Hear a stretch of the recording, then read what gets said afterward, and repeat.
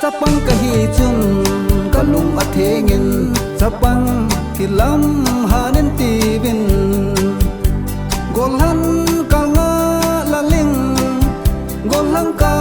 hung hi phanin golhang ma tumin tibin wen ka den te se hilang kana tilwe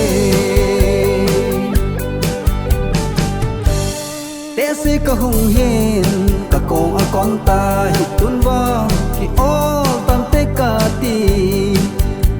koi ol mala la in te si le chapang neo ho ki lam ha do vin ti vin wen ka den galu ki chan galu ka to e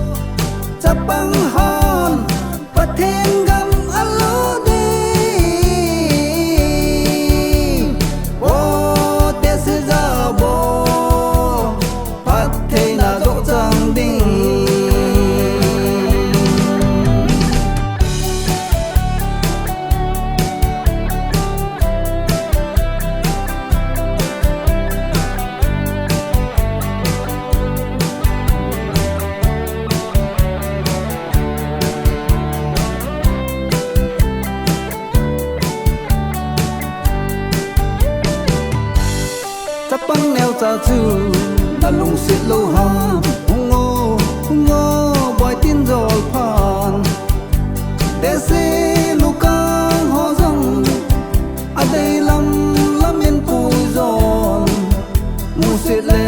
tai tom tho da chung a ve pa de na o me